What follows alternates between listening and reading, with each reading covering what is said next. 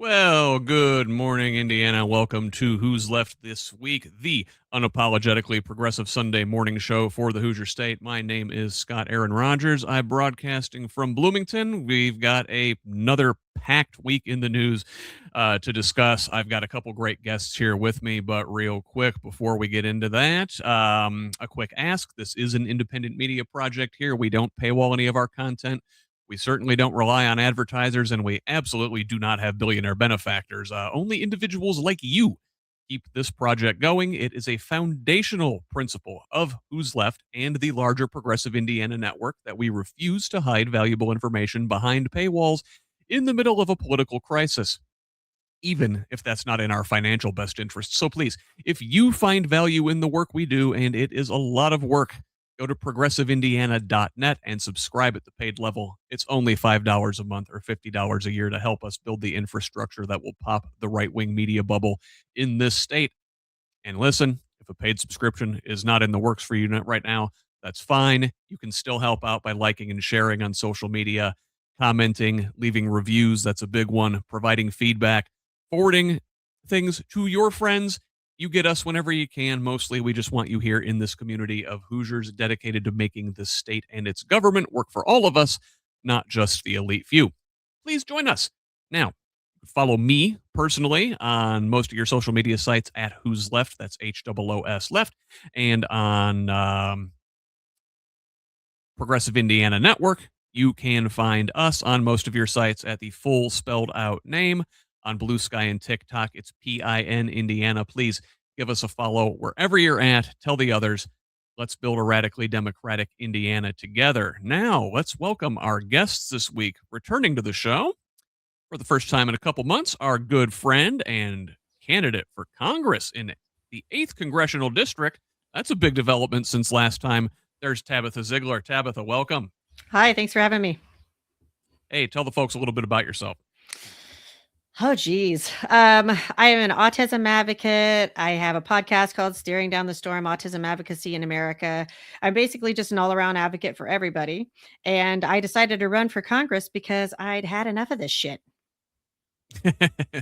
Well, haven't we all? Listen, just I thank you for throwing your hat in there and putting yourself out there. And it's a lot of work to run for anything, but Congress, especially in that massive district of yours, you are going to be all over the place for the next couple months. So, best of luck with that. Now, our next guest here today has a much smaller district to cover, but still a lot of hard work.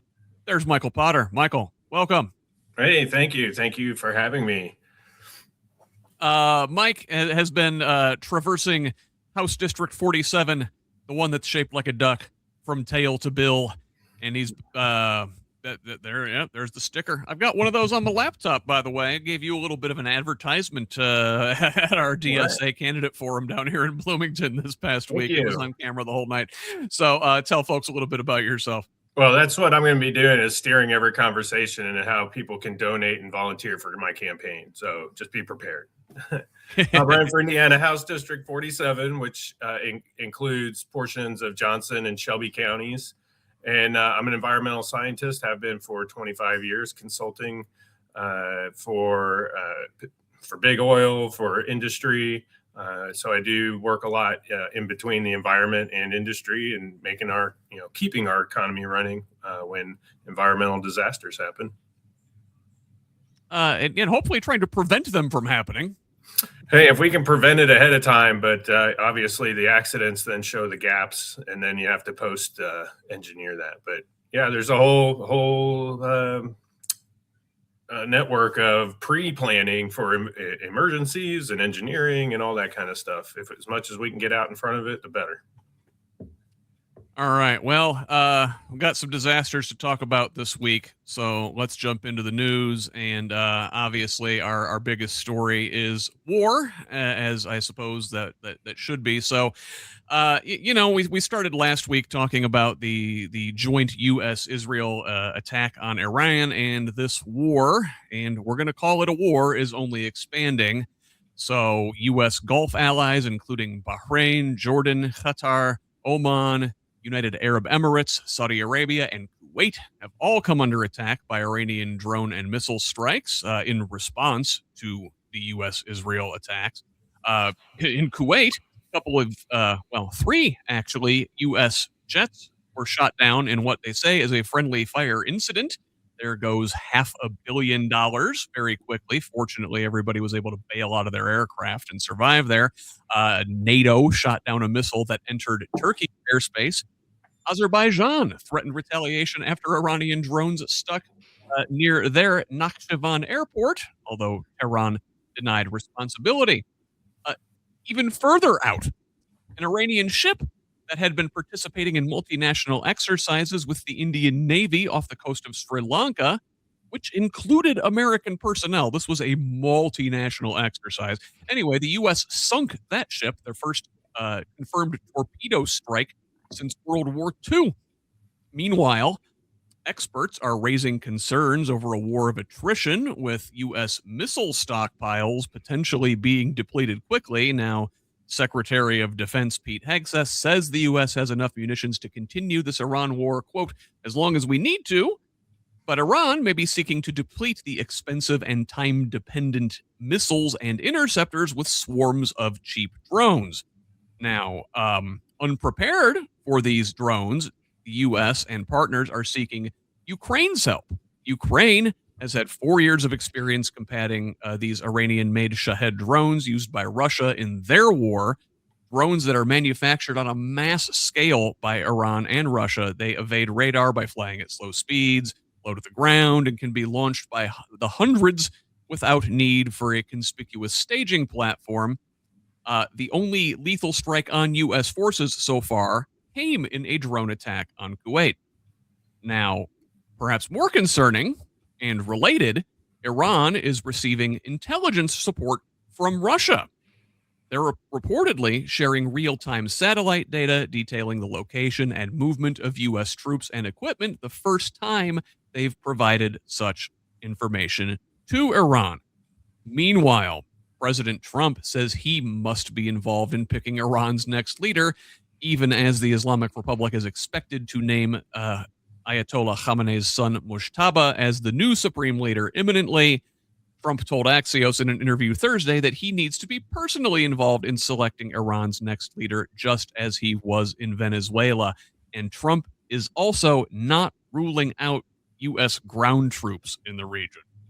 Now, while he is not focused on a large-scale ground invasion, a small contingent of special forces is apparently on the table. Trump telling the New York Post, quote, "I don't have the yips with respect to boots on the grounds." The idea there is to replicate the situation in post-Maduro Venezuela and secure nuclear material. Meanwhile, the real boots on the ground might be Kurds. The administration has been in discussion with Iranian opposition and Kurdish leaders about providing support. The plan would be for armed Kurds to occupy the Revolutionary Guard, letting Iranian civilians rise up without getting crushed, or to sow chaos and stretch the regime's resources. The U.S. has a long history with Kurdish separatists in Iraq and Syria going back decades. We always seem to use these folks and never deliver on independence.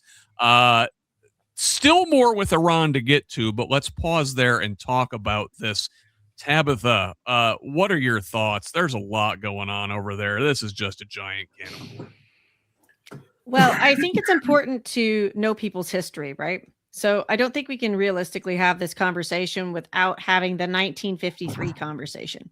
You know, the Iranian people at that time, I know, actually, I need to correct myself. It was 1951 that they actually voted to bring in a democratic government. So they brought in Mohammad Mossadegh, and they loved him. He was great. And then he made the fatal error, if you will, of deciding that the Iranian oil should be for the Iranian people. God forbid. God forbid, right? And up until that point, you know, the Iranians had kind of been taken advantage of by the British Empire. So short version is they kicked them out. They were pissed about that. They went to the Americans and said, listen, we can't have this. We want to get our oil back. And then we, along with our CIA, decided to have a little coup. And this is where you get the extremists coming in. So once again, as things happen, things tend to be cyclical and boomerang back. And it seems like about every 20 years or so, whenever we have some major conflict like this, we do something that has ramifications that makes people upset, and then they act. And we've just now done this all over the world. And we've decided we want to take a bite out of Iran right now, and they're biting back. Yeah, Michael, it's like we like to pretend in this country, I think, that our history with Iran started in 1979 with the Islamic Revolution and the hostage situation and all that. But like Tabitha said, we've been interfering over there for decades now, and we don't like to talk about the precipitating events that led to the revolution. Now, again, not doing any apologies for the Islamic Republic. They are monstrous in and of themselves, but let's not pretend that this is a one-sided affair. Yeah, except, is Trump looking at history? I mean, his advisors likely are, but I think he just wants to flex his muscle here. He sees an opportunity to be the big bad wolf, and he wants to flex his muscle, him and Hegseth and their war machine. I mean, they've said this is what we want, and we want to be on the offensive. And so as a bully, somebody pokes the bully a little bit, knowing full well what the bully's going to do, and they're happy because of the history of the Middle East. They're happy to drag us into a war, and Trump and his cronies are happy to take the bait. Well, yeah, and then I guess we haven't even begun to discuss who else is involved in this and who we might really be working for in this situation. And so let's talk about Israel's role in all this. Now, the Iranian proxy group Hezbollah is said to have launched a drone that struck a British airbase in Cyprus. And that was launched from Lebanon. Israel warned Lebanon of a heavy price as bombardment there pounded the suburbs of Beirut. Israeli strikes have killed more than 200 people and displaced 300,000 in that country.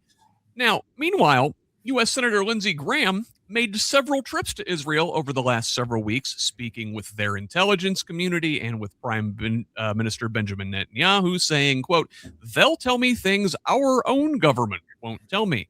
Along with a former Bush speechwriter and a retired general turned Fox News contributor, Graham was perhaps the most prominent voice in Trump's ear pushing for this conflict. Now, Secretary of State Marco Rubio made remarks suggesting Israel walked the U.S. into this war, that they planned on striking first, and that we went along to prevent retaliatory attacks against American assets in the region. Even quote-unquote America First MAGA influencers like Matt Walsh, Mike Cernovich, Megyn Kelly, Eric Prince, and Steve Bannon are all expressing doubts about the necessity of this conflict. And perhaps most concerning, we saw this week that U.S. troops were told by some that this Iran war is for Armageddon. According to the Military Religious Freedom Foundation, the organization has been inundated with messages by concerned members of the armed services complaining of commanding officers injecting apocalyptic Christian theology into their statements to troops. One commander is claimed to have said that President Trump was, quote, anointed by Jesus to light the signal fire in Iran to cause Armageddon and mark his return to Earth. Now, Secretary of Defense, or as he calls himself, Secretary of War, Pete Hegseth, is an ardent Christian fundamentalist who wrote a book called American Crusade and sports a Jerusalem cross tattoo. U.S. Ambassador to Israel Mike Huckabee supports the Greater Israel Project. And, it's ironic, I think, Tabitha, that these religious fundamentalists on both the U.S. and the Israeli side have very much in common with the folks they're seeking to depose. I mean, Iran's regime believes that the Islamic Republic is necessary to bring about the revolution of the Mahdi, or their Messiah, as they believe. I think, Tabitha, I have a hypothesis here, that these religious fundamentalists all secretly hate themselves, and when they look at the other guy, they see themselves in the mirror. Oh, geez. Religion. I mean, I'm going to go with what the French always say, everything in moderation, right? You always have these radicals all over the place. And for whatever reason, these are always the radicals that are dragging normal civilians into wars. So, in that way, we have that in common right now with Iran. We have an extremist government that has some, main players that have some extremist thoughts, but that does not represent the broader voice of the American people, much like Iran. You do have extremists in Iran, but the broader scope of the Iranian people are not extremists. They're just normal people like you and me trying to live their lives, going to school, going to the grocery store, and all of this. And then you have these wackadoodles that decide, right, we just want to play battleship with the entire world at the expense of everybody else. And Michael, what's the extremist Jewish supremacist ultra Zionists that lead Israel, the Netanyahus and the Ben Gavirs and the Smotriches and these guys are seem to be, they have this relationship with these American Christian Zionists who want the all of the world's Jews in Jerusalem so that the rapture can come and then either convert or kill them all. Like, these folks are using each other, and like Tabitha said, we're all caught in between. Yeah, I mean, it's hard. It's hard to have an explanation, right? That's not where we come from, as the three of us on this show right now, and so I know my brain isn't wired that way to think about war and harm to others, and we try to negotiate, and and I think the time of the war, and again, I think Trump kind of has in his head that it's the early 1900s or even the mid 1800s or something, and we need to have troops marching across the land in formation, and that's what is a sign of strength. And obviously, that's not. It's maturity and thought and negotiation and understanding the religious implications, but able to work through that. And we just don't get that. We don't have a diplomat in the White House or maybe anywhere near the White House right now.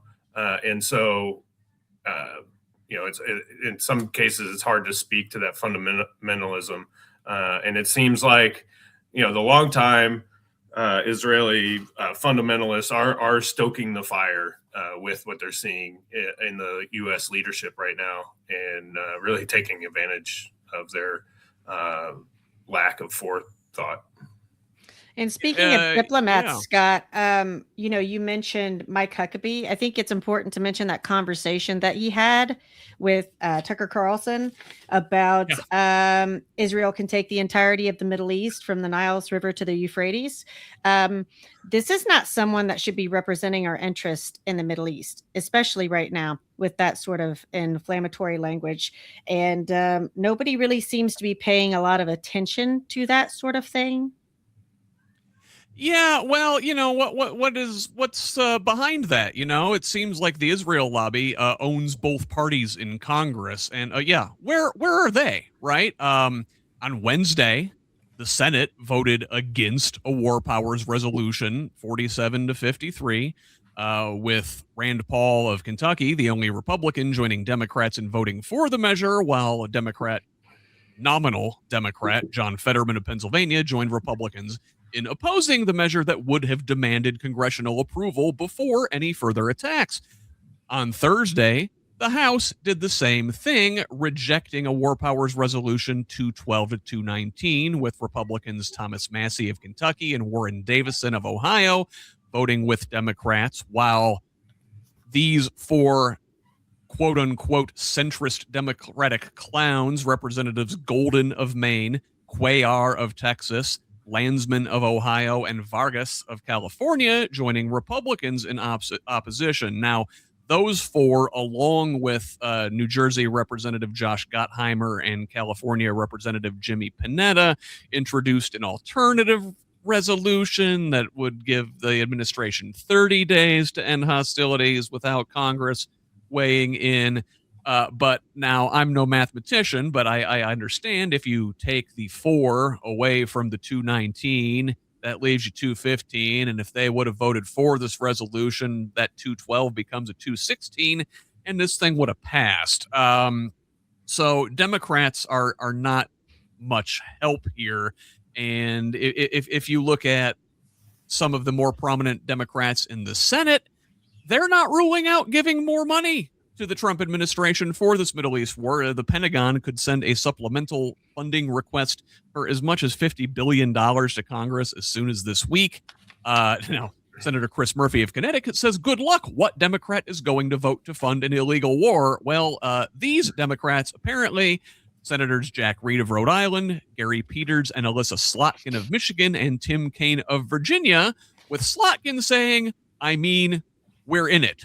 So, Tabitha, by that logic, Trump can do whatever he wants, and then, well, we're in it, and then Congress just has to go along with it? What the hell?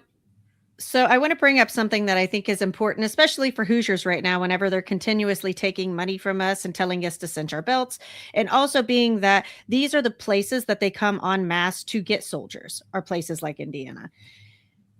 We spent, I think it was $21 trillion on the war of terror since 2001, 2002. $20 billion could have solved the homelessness crisis in the US. So 21 trillion, 20 billion. So right now, you're trying to propose to the American people who are already cinching their belts. Listen, we're already in it. We need to give them more money. Says who? Says who? Who says that we can't withdraw? I mean, on either side right now, the American people are saying no. It doesn't matter whether you're a Republican, a Democrat, an independent, a progressive. Everybody's saying no, because everybody's saying, listen, they've now closed the Strait of Hormuz. That is having worldwide implications, right? So what are you going to do with these people, like us, for example? We're not even, if you want to talk about the nationalist perspective, right? For the serious nationalists out there, these people that are in their own camp are saying, no, we're not doing this. We've sent our sons and daughters over there for generations, basically, fighting Israel's wars for them, essentially. Like everybody's in the till. I don't know how many congressmen or senators that we have that aren't taking AIPAC money.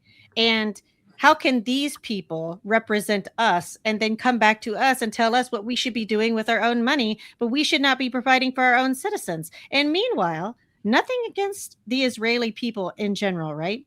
But how do you tell the American people to continue to flip the bill so that they can have free healthcare, free higher education? Their, life expectancy is higher than ours. And yet you want us to continue to send our sons and daughters to get their asses blown off in the Middle East. No, thank you. Yeah. Michael, thoughts? Yeah, I mean, I think politically, we're kind of fighting this same thing here in Indiana, is that we're making some progress, for on the left, for people that are going to speak out. We have a small group in our legislature right now, and we're trying to build on that. We've had a successful recruiting season, and we'll see how the elections go. And then you have someone like Ballard coming into the independent centrist role here, and that's the kind of people that end up going, well, we're in it. No, we need people on one side or the other. I mean, but now it's on the left right now to say, not be afraid to take a stand, and they're not taking a stand. That's not governance. That's just throwing up your hands and like, oh, I didn't know this was going to happen if I was elected. Like, that's why you were elected, to step up for the people. Say something, do something, hold people accountable. Unfortunately, they pull the money. Are Hegseth and Trump going to actually back off, or are they just going to go find money somewhere else and, sell out to the next dollar around the world? And let me remind you guys, we've been in those wars forever. Like, you're not going to tell the American people right now, oh, we'll be there for a couple weeks. We'll be there for a year. Bullshit. The entire American public knows it's bullshit. Like, if we put boots on the ground, we're going to be there for decades, fighting another endless war. Like, people don't want this. We cannot have people in there right now that are saying, let's do something that the American people don't want. Well, on the campaign side, ahead, Trump just said, no wars, no wars. I'm going to bring people home, America first, Yep. da, da, da, da, da. And that was one thing where it's like, oh, I could see how you would win if you're saying, let's have a strong homeland and get out of these wars, and we don't need people there. And then, people ask, well, why are you so upset with Trump? Because he goes 180 degrees from the things he said. And we that did not vote for him kind of knew that going in, like, oh, this is campaign rhetoric. But I like when people ask me, like, how come you're so upset? Because he said he was going to do the exact opposite. And that's what people, when you ask him, why did you vote for Trump? Because he's going to get us out of these foreign wars. He's going to bring things back to the U.S. and have a strong national homeland. No, he's not. He's going to sell out to the dollar, just like everyone else, and try to and also I think he has this the bully complex where he wants to be the strong man of the world. Well, look at the money that they're dragging in, right, Scott? Like, his family's making money hand over fist on the backs of the American people, and now you want to double down and put war on top of it? Are you crazy? He's just a liar. Well, and I'll tell you what, Tabitha, we don't talk nearly enough about the Saudi element in this too, because obviously the Israel lobby has a lot of sway in Congress, and that needs to be called out. But we don't really put together the fact that like Jared Kushner is the glue that's holding the criminal Israeli regime and the criminal Saudi regime together in their corruption. Now, like you said, Americans do not want this, right? A poll this week from NPR, PBS News, excuse me, and Marist found that 56% of Americans are in opposition to the war, with 44% in support. Frankly, I think that even that 44 seems too high. Now, 86% of Democrats and 61% of independents oppose this thing, but despite all of those quote-unquote America First MAGA influencers coming out against this thing, 84% of Republicans are still in support. Only 36% of Americans approve of Trump's handling of Iran.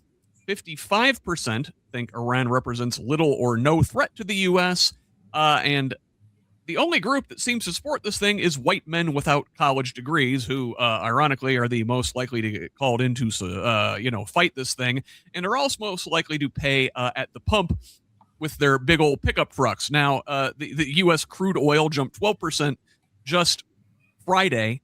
It's up 35% on the week and 60% for the year. Gas prices are up nearly 15% this week alone.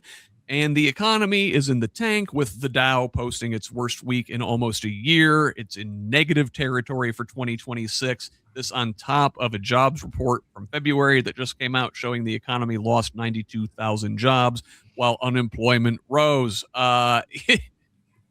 Tabitha, why is it the people most likely to be harmed by this thing support it? So let's talk about Indiana on that, for example. You have a large portion of this population that are either ex-military, families of military, have some sort of generational relation to civil service in that way. And I think it's really hard for them right now when they put their trust in these people. Now, I'm not saying whether they should have or not, right? But they did. They put their trust in these people. They believed what they said. Maybe they do have a little bit of buyer's remorse, but by and large, like, these are very patriotic people that they want to do the right thing. And for whatever reason, it's just not resonating with them right now, that they've put their faith in bad people that are manipulating and exploiting them.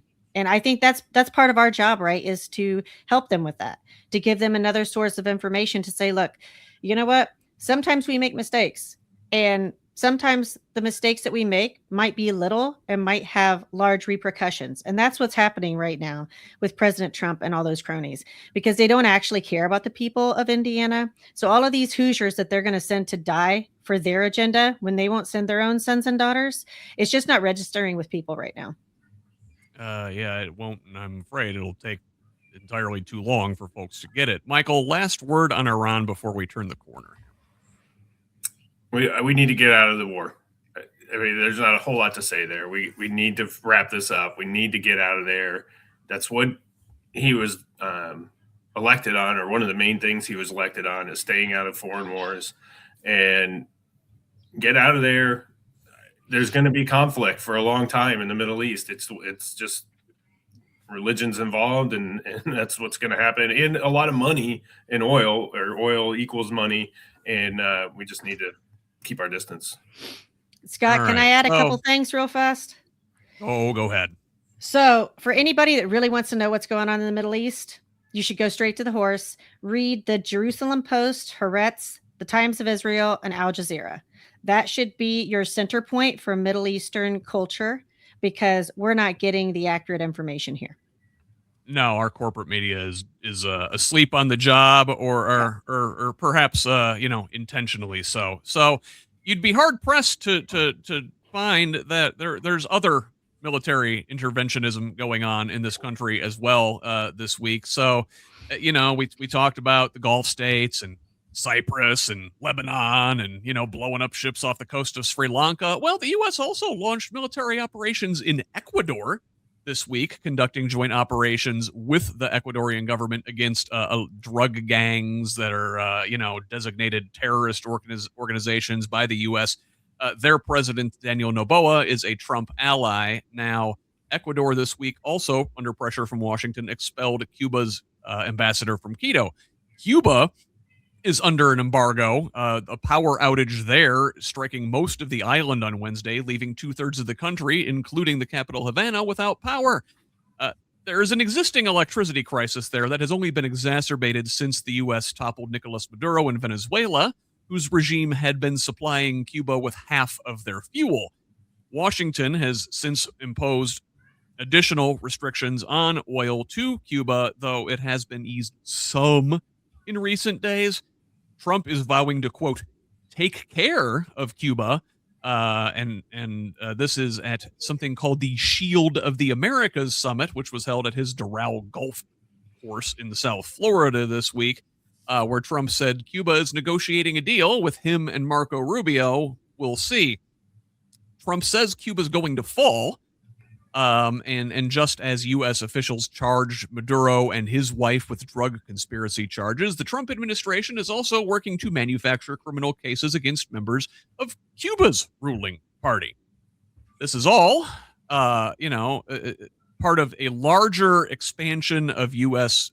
intervention in Latin America, which we have a long, long history of doing. But, if you go back to the beginning of the year when we kidnapped Maduro from his home in Venezuela, well, we've since essentially imposed a puppet government there with acting President Maduro's vice president, Delcy Rodriguez, establishing ties with the diplomatic ties with the U.S. this week for the first time since 2019. This follows a series of visits by Trump cabinet secretaries looking to secure access to Venezuela's natural resources.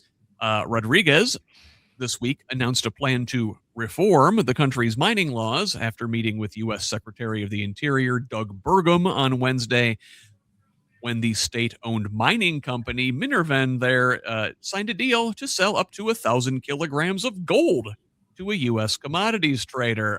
Boy, there, Tabitha, looks like some self-dealing, some self-enrichment. I know Rubio's had a boner to go to, intervene in Cuba for as long as he's been alive in public office. What's going on here? I think it's important to note that anybody that had any substance militarily, we have now ousted from our military. So the people that are in charge right now, they don't know what they're doing. And we are just going around starting little fires everywhere. Like you mentioned, we have far, far too many injections of ourselves into Latin America. People want to talk about the immigration problem right now. That is, a direct relation to the things that we have done the past 40, 50 years there. We have no business going into Venezuela, removing their leader. We didn't really have a plan. We, put that country in a worse state than it was before. And we're just replicating that all over the world. And Michael, this has been going on not just decades, like Tabitha says. This is going on a couple hundred years at this point. If you go back to the Monroe Doctrine from like 1820 2023 or something, the U.S. has been intervening in Latin America, calling it our backyard. We always talked about how, this was, we don't welcome European colonialism in our hemisphere, but it was really like, we get to do the colonialism around here. Yeah, exactly. I think they've taken advantage of the immigration issue and the drug issue to start poking around. I'm okay with policing our shorelines for bad actors, but it would be nice to have a plan. And I don't need to know the plan. They don't need to come out to the press with the plan, but show us that you're not acting on pure emotion and the emotion of the U.S. to say you're going after drug dealers and immigration issues. As Tabitha said, it's our war and our conflict causing that is part of the problem with people having to flee their homeland for safety. You can see it's about mining and minerals and oil, and again about money, and our leadership right now finding an opportunity to be a bully somewhere else. They think, these guys, and we've heard them time after time, they think if we flex our muscle, people are going to bow, and they're not. They're going to fight back, and there'll be a lot of damage. Yeah, sure, we'll win, but at what cost? Our own troops, their people, innocent people. We're all one human race on the planet. Why there is nobody that's more expendable than anyone else, and the governance shown by our current administration is horrible. Well, this is also a supply and demand issue, right? The reason that we have a drug problem is because people want the drugs. Yeah, so they are supplying all the time. Yeah, they're supplying us. And then we have examples right now, even say with like the marijuana industry, Illinois, right? Like they've decided, okay, maybe it's a good idea for us to legalize this. Maybe we should have larger conversations about how that affects people, why we should do it. Like get to the root of what the problem is rather than just place the blame on someone else and say, oh, right, we actually have a problem here. It's like having someone that has a coke problem and then not offering them rehabilitation services. Right, just take it away and let them suffer through the withdrawal. It's just crazy. If they bounce back, then it's their fault. It's like, we know that's not how it works anymore. Yeah. Paying attention to the news these last 10 years or so, I need some drugs, man. It's bad out there. It's bad. Well, the legal stuff that's regulated in Michigan and Illinois, you just do need a little road trip. Indiana would do well to take an example from the states surrounding us, because the only thing we care about in Indiana is money, apparently. And we could just check those numbers and then ask the Hoosiers what they want to do, and they will tell you. But for whatever reason, we've got this strong white Christian nationalist problem here. And, we don't care about raping kids, but we care about weed. Yeah, or donations and funding from the Epstein class and the takeover of our public utilities, all for money, but not marijuana, not cannabis. There you go. Yeah, and we'll get to come to the Indiana news in the back half of the show, and we're going to touch on a couple of those themes in that segment. But right now, let's look at some other states where we had elections this week. Now, in Arkansas, North Carolina, and Texas, the first primaries of the 2026 election season were held. In Arkansas, Democrat Alex Holliday won a special election to replace Republican Carlton Wing in the state's 70th House District, defeating businessman Bo Renshaw by a 57 to 43% margin. Wing, who had defeated Holliday by 2 points in September 2024, was appointed head of Arkansas PBS last September. That, by my count, is a 16-point swing toward the Democrats since then. Democrats have now flipped 9 seats in state legislative special elections, 27 seats total if you include last year's Virginia and New Jersey legislative races. This is, under Trump, too, while Republicans have flipped a total of 0 races. Democrats are on average running 13 points ahead of 2024 results. Now in North Carolina, Former two-term Democratic Governor Roy Cooper won his primary for U.S. Senate, advancing to take on Trump-endorsed former RNC Chairman Michael Whatley in a race to replace the retiring Republican Senator Thom Tillis, who has become a bit of an outspoken Trump critic in his lame duck era. But the big races this week were in Texas. In the Republican senatorial primary there, incumbent John Cornyn has been forced into a runoff against State Attorney General and MAGA extremist Ken Paxton, who was previously impeached, though acquitted, on corruption charges and accused of infidelity by his state senator wife. On the Democratic side, State Representative James Tallarico defeated Congresswoman Jasmine Crockett outright, securing 52% of the vote in a three-way race there. So he will be able to campaign unimpeded while Republicans go to a runoff in May. Now, there were some hiccups with the voting. In Dallas, county Republicans opted to abandon county-wide vote centers in favor of precinct-based voting, which forced Democrats to do the same. This caused hundreds of voters to be disenfranchised. Having been turned away and redirected, many of them were unable to meet the 7 p.m. Voting deadline. A court ordered polls to remain open until 9, but the Texas Supreme Court stayed that order, rendering those votes cast after 7 o'clock invalid. Now, despite these snags, the state recorded record high turnout for a primary, with 24% of all registered Texas voters participating this year, compared to 17 to 18% in the 2018 and 2022 midterms. More Democrats turned out than Republicans, notably for the first time since 2020, when that year Democrats had a presidential primary driving turnout. Now, also in Texas, Representative Tony Gonzalez ended his reelection bid after admitting to an affair with an aide. One of his staffers later killed herself, unfortunately. Gonzalez had been forced into a runoff by challenger Brandon Herrera, a gun nut YouTuber who goes by the AK Guy. Herrera has bragged about owning a copy of Mein Kampf, filmed himself goose-stepping to a Nazi marching song, expressed sympathy for white Rhodesian colonizers, and referred to the Civil War as the War of Northern Aggression while wearing a Confederate flag shirt. Also in Texas, Representative Dan Crenshaw was ousted by a primary challenger to his right. The far-right Crenshaw losing by 15 points to Ted Cruz-backed state rep Steve Toth, who claimed the four-term incumbent wasn't MAGA enough.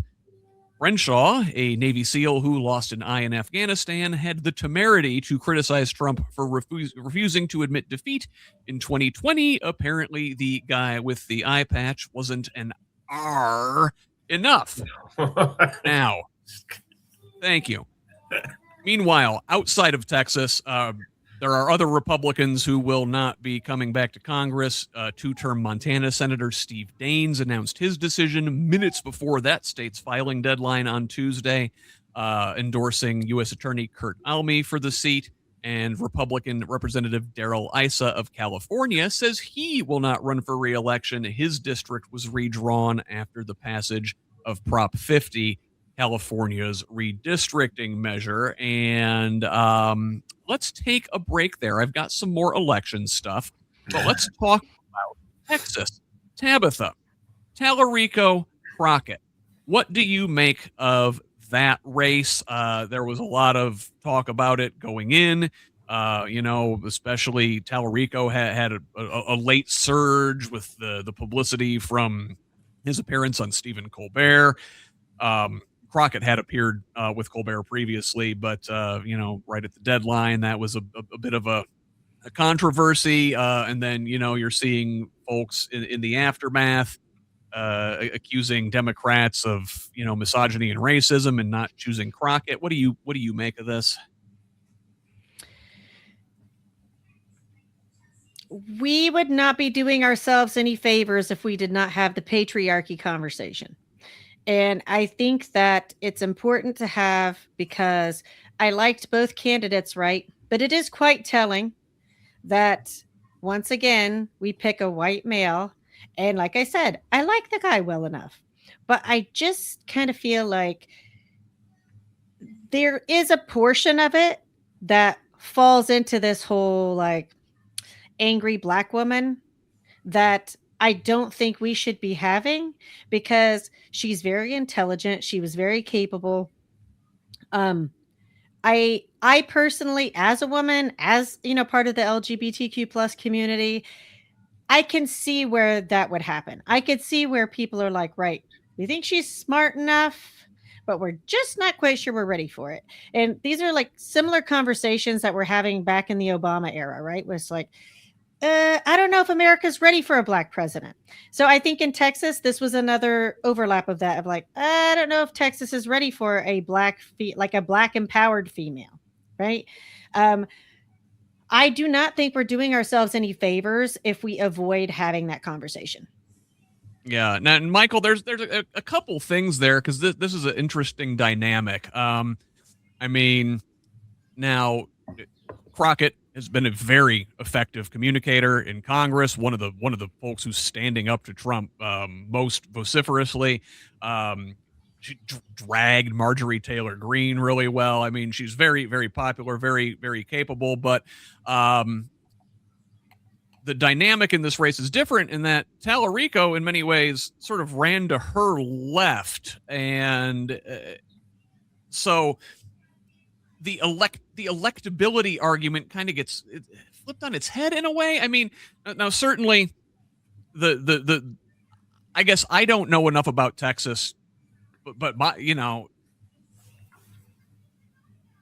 I can say from Indiana, man, is Texas ready to elect a Black woman to the Senate? I don't know, but also, like, I hate the electability argument because I do want to see a fighter. But it seems that Tallarico, in many ways, outflanked her as the quote-unquote fighter, at least on an economic perspective. I don't know if what you make of this race, Michael. Well, you have to correct me. I don't know all the timing of everything, but my feeling from being outside of this, race was that Tallarico's been working on this Senate race for quite a while, and it was, in relative terms, more recently that Crockett got involved. And really, in my feeling in my head, it's kind of been his seat to win or lose. And I was a little confused. And we have some of this going on in Indiana. Like, why did she decide then? Like, it felt like he had a pretty good platform, a pretty good representation. I mean, it is a man.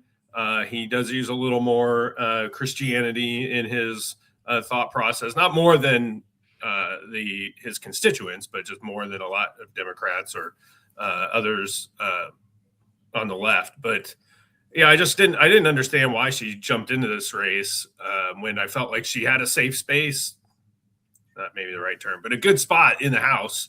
And all that said, yeah, I mean, we had two good candidates fighting it out. I definitely understand the misogyny and that people aren't ready for women to lead. I see it right in my own household a little bit, and I've even had family members say, like, talking about Kamala, like, I'm just not ready for a woman to be in charge. Like, really? Still? No. I grew up with a strong single mother. I've worked for women business owners, small business owners. I've had many women supervisors. So my whole life and career has been as peers and equals, or where I'm the lesser of the two. So it's sometimes hard for me to see because I've been given great opportunity to see strong female leadership, and it's a shame we lost. We've moved out. I hope she's able to get herself realigned somewhere and be involved. I will say this, though, and this is not a knock to you guys. This is just an observation. He was leaning heavy on the religion, and I'm pretty sure that Texas is pretty religious, like as a base, especially with such a large Hispanic population down there.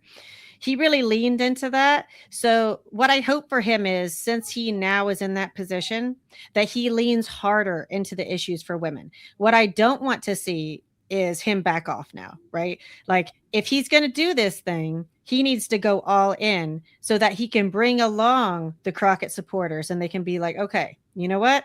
You proved yourself. But I think right now for the men, they need to double down and prove themselves to show that they're an ally to women and to, the different minority communities. And that's going to be his challenge now. Yeah. And to be fair, Tallarico talks about Christianity from a much different perspective than some of your Exactly. than the kind of Christian nationalist folks that we're dealing with up here. It's a very inclusive, Christ-like Christianity, actually. Well, But now one thing, Christ-like. Michael, I can speak to one of the reasons though that Crockett found herself in this race, and it's because she got drawn into a race with another incumbent when Texas redistrict or did their gerrymander That's last right. year. Yep. So yeah. Now that's part of the reason that we saw these folks like Crenshaw and Gonzalez in primaries that there was redistricting and changed up district lines. Well, Crockett found herself, her district essentially drawn away by the state's gerrymander, but she wasn't the only Democrat in a similar situation. So Al Green, the fierce Democratic representative there, found himself in a primary against a much younger, also incumbent representative, Christian Menefee. Now on Tuesday, Menefee bested Green 46 to 44%, forcing a May runoff there. But in more traditional primaries outside of Texas and outside of this race, and Green's a hell of a fighter for a 78-year-old. Okay, it's not an age issue there. But in some of these other primaries, many older Democratic incumbents are facing younger primary challengers, and several of them are telling the kids to get off their lawn. According to Axios, an article released this week, the anti-incumbency sentiment in the party is, quote, pissing off the old guard. Given their advanced age, this could have multiple meanings. I suppose it depends on the context. So, yeah, I know, right? I want to get your guys' thoughts on this specifically, because this article details a lot of your old 70 and 80-year-old Democrats are like, well, we're doing a good job. Why do people want to see us go? Tabitha, why do people want to see these 70 and 80-year-old Democrats go? I will use myself as an example. So I'm a single mom of 3 little kids that have autism. Childcare in this country is non-existent. Our parents don't want to watch our kids for us either, right? So now you have people like me that are like, we are getting screwed each way from Sunday. And the only way through this shit show is for those of us to throw our hats in the ring and say, listen, these conditions are horrible. And there are smart people among us that are actually walking the walk, living the life, that have something to add, right? Like maybe they did a great job 30 years ago, 40 years ago, but now times are changing, right? Like this is not a knock to Al Green. I actually really love him. I think he's fiery as hell. And I love that about him. Yeah. I think maybe what we can do as a party, which for whatever reason, they seem like they don't want to. Those people that were in these really powerful positions now have the opportunity to be mentors to these younger people and say, listen, this is what I learned along the way. This is what I think is effective. And I don't necessarily want to say push them aside, because I do think we should fight it out. But when we have moments like this where it seems like, okay, hey, there's someone that's like a pretty decent candidate here. Maybe I can help them. I think that's where the Democratic Party is really getting it wrong, because you have all these progressives flooding to the scene now. These like normal Joe Schmoes, right? That are just like fighting the power, and they're doing it for the right reasons. Like this is a justice thing for us. None of us are getting in this because of the money or whatever. Like it's the injustice of the situation. And that is why we're rising to the occasion. Yeah, now, and Michael, Tabitha spoke to this. Al Green gets it. He's one of the good ones that's 70 and 80 years old still in Congress. He's a hell of a fighter, but a lot of these folks have been around since the Clinton era or longer. They're like well established. They got comfy with the corporate direction of the party. They don't get the fight. They have not digested the lessons of the Trump era. Why don't they go spend some time with their grandkids? Someone in the chat over on YouTube says, like, his parents have great grandchildren and can't afford to retire. Yeah. These 80-year-old Congress people can afford to retire. Yeah, they can. At 51, I think a lot of the folks in Indiana look at me as like the young crowd. 51 isn't young, and I think much like Tabitha, there wasn't a plan to be a politician, but things weren't they're just not getting done. And in Indiana, the party was withering away, and thankfully people have started injecting themselves. And I just ran into yesterday at an Indiana House caucus candidate event, a woman who I was friends with in high school. We haven't seen each other. I saw the name pop up and I wasn't able to reach out to her. So we finally crossed paths. Like, how bad do things have to be? How unjust for us to now be involved in politics. Now, it turns out I kind of like it. I love talking to constituents and trying to represent their voice when I can. I'd love that opportunity. But yeah, and I don't know if it's term limits. I don't know if it's an age cap. I don't think an age cap, maybe 80 or 85, like something crazy high, because there are the Al Greens that are still fiery. Bernie Sanders, who, very clear of thought. And progressive and kind of coming along with the time. And so I don't know that there should be I would like term limits. I think term limits are necessary, and they can be long. These guys are like going on 30 plus years sometimes. So to have a 12 or 16 year kind of term limit thing is plenty of time to get the consistency of an office and the institutional knowledge, but yet not just sit there complacent. And we need a plan. At least I'll speak, as a Democrat, we need to have a better plans on mentoring and transition. And I know in Indiana, we see this where a lot of times as we come up to elections, Republicans start, I have a personal conflict. I have to leave office. They slate somebody in, and now that person's the incumbent, 2 months from now when the elections come up, right? That's not an accident. Oh, what happened in their life? No, that's how they play in their succession to get that name recognition, to do the mentoring, to just keep the ball rolling. And we need to be better at that. I'll say this too, to add to your stuff. We have to remind people that these are civil servant positions. Like, these are supposed to be of the people, for the people. And how can we truly represent the interests of the people if we continuously take, APAC money, big PAC money, corporate money? Like, how can you be truly beholden to your constituents, right?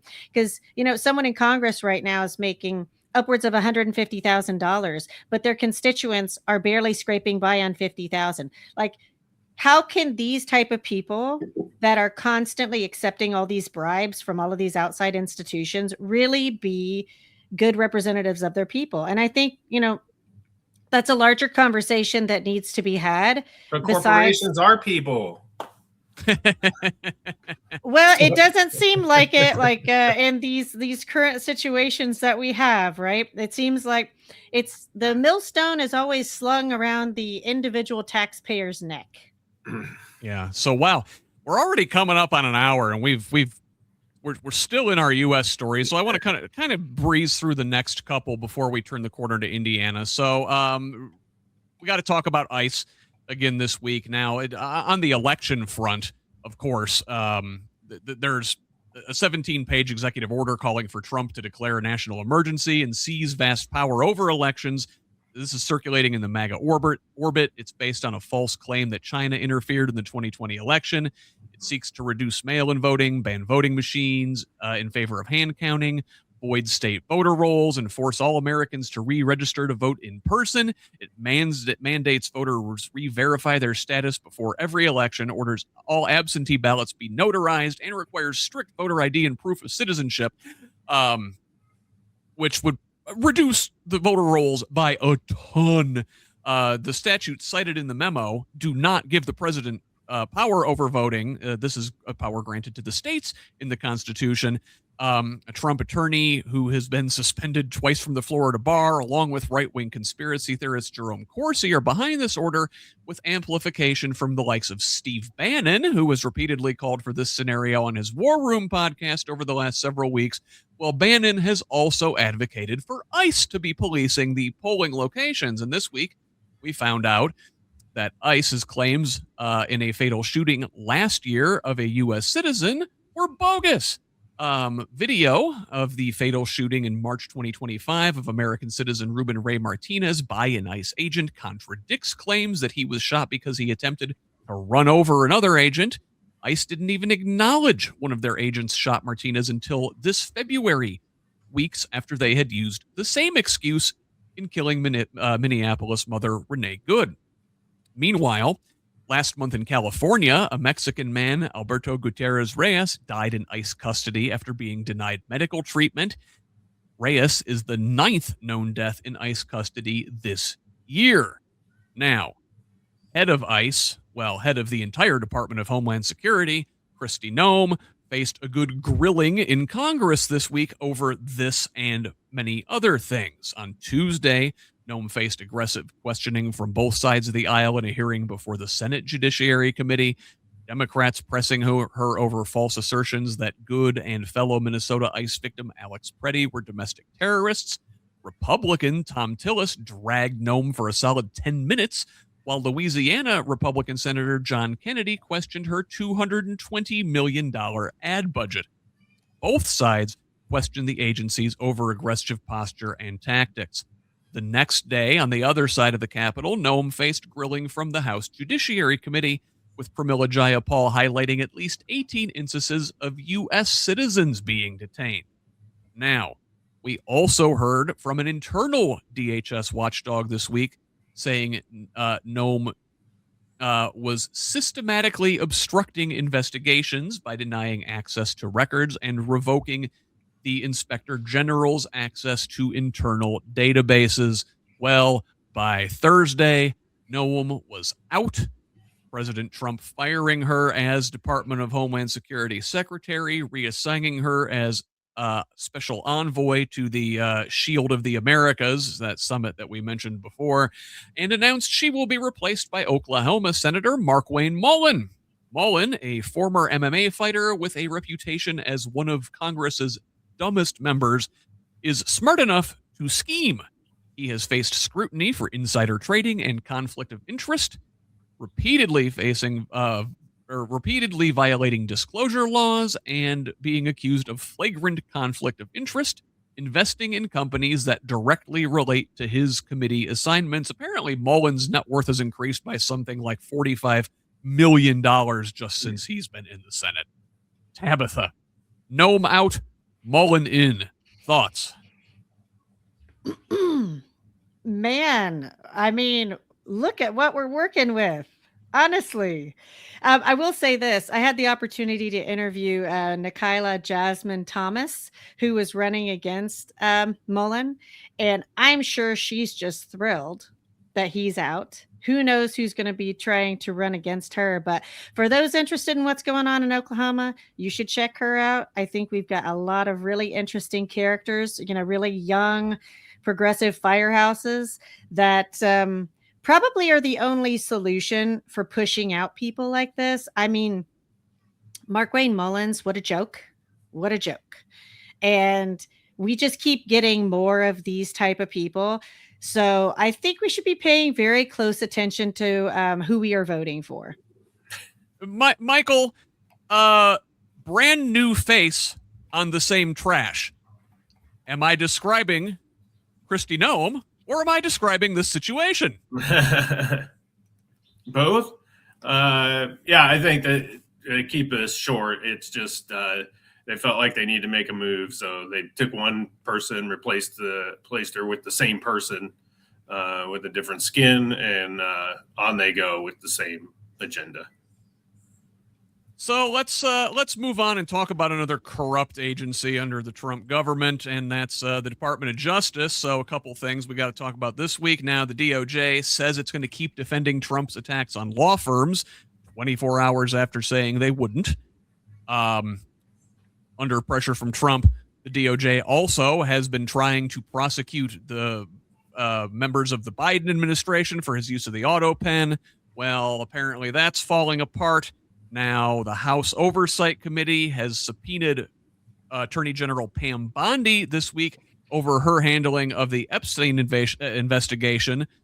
Speaking of Epstein, Commerce Secretary Howard Lutnick, I always want to say Nutlick, Howard Lutnick is due to appear before a House panel probing his Epstein ties. And wouldn't you know, this week while we're talking about war with Iran and overthrowing Cuba potentially and everything else, these elections going on, this week the Justice Department published a document containing credible sexual assault allegations against Trump made by a woman who alleges Trump assaulted her both physically and sexually when she was between ages 13 and 15.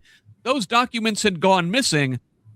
Isn't it funny, Tabitha, that this week is when they get published when no one's talking about it? I'm a mom and I have children. I cannot conceive of a world where people that have children do not care about this. I think it's ridiculous that we're supposed to be one of the leading nations in the world, and yet it takes Poland to say, hey, you know what? We're going to expend resources to dig into this. We have documents proving that our president has allegedly several times engaged in, at the very least, inappropriate behavior with minors. And now we have this whole big Epstein racket and all of these seriously wealthy people that are friends with said person sort of getting off. Like, nobody's been arrested. I'm not shocked. I think it's disgusting. How can we put a person like this, that's supposed to be the leader of the free world, right? And yet then this person is making decisions to put our military in places where we're killing children. I don't know. Like, all of the things surrounding children with this guy is just wrong.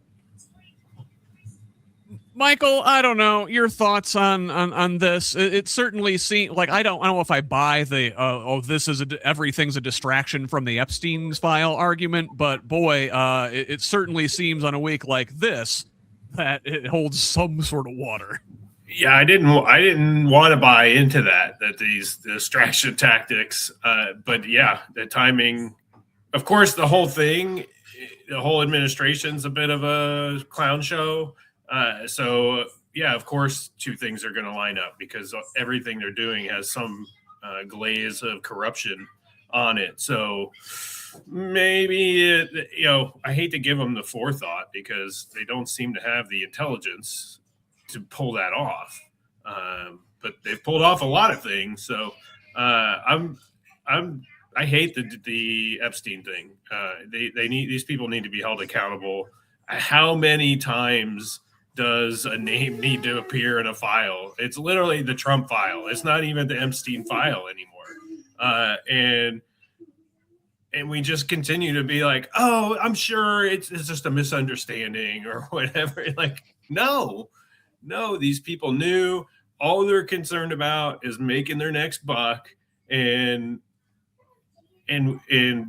we have to start holding people accountable. We can't just be like, oh, sure, I understand how you just want to conduct business, and that guy's a businessman. So it really doesn't matter because what he did, that didn't involve his business in your business. The fact that he is not in jail, most of these guys are not in jail. That's my business, and I'm sick of it. Well, how do we have the DOJ running cover for these guys?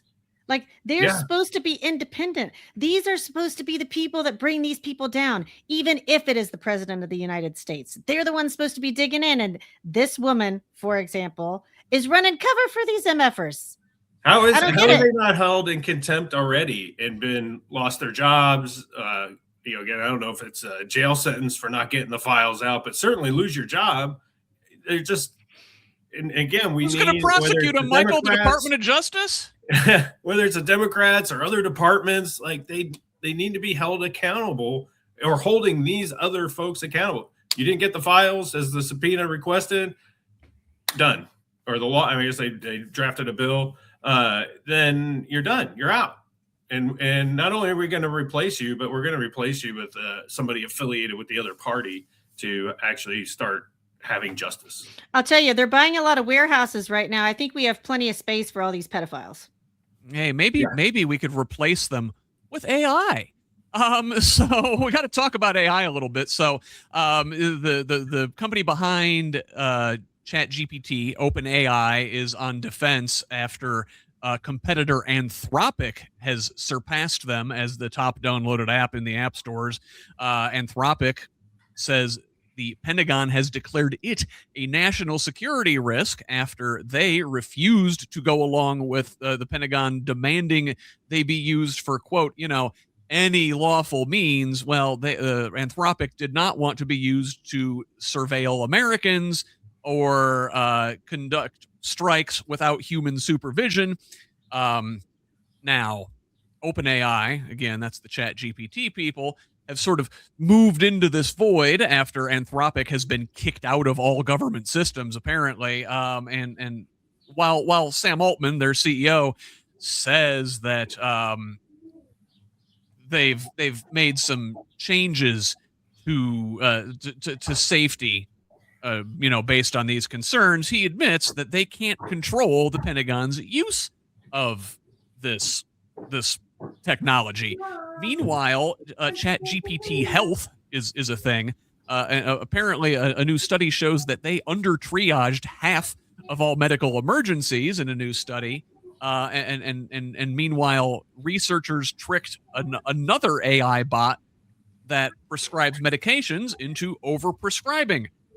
Schools are using AI counselors to track students' mental health. Is that safe? I don't know. All of this. Meanwhile, Trump this week announced an AI deal that he says will lower electricity costs. It's supposed to shield consumers from the rising bills that go along with the AI over-consuming, being very energy dependent. I don't know. There's reason to doubt this, but what do you guys think of the AI news this week? There's a lot going on, and actually it's going to bleed into our Indiana section here momentarily. Tabitha, Anthropic, the Claude is their AI bot, has surpassed ChatGPT. People are dumping ChatGPT in droves because they're getting in bed with the Trump administration. Meanwhile, Anthropic is making somewhat of a stand. I mean, I guess, is it enough of a stand? What are the ethics on this regardless? What do you think? In the world of people like Elon Musk and Peter Thiel, right? Thank God somebody has some sort of a conscience, honestly. I mean, I have to at least give them props for that, because there are so many people just running amok and geez, I don't even know what to say about these people. They're not human. They're not human. So at least the Anthropic people are like trying to be human.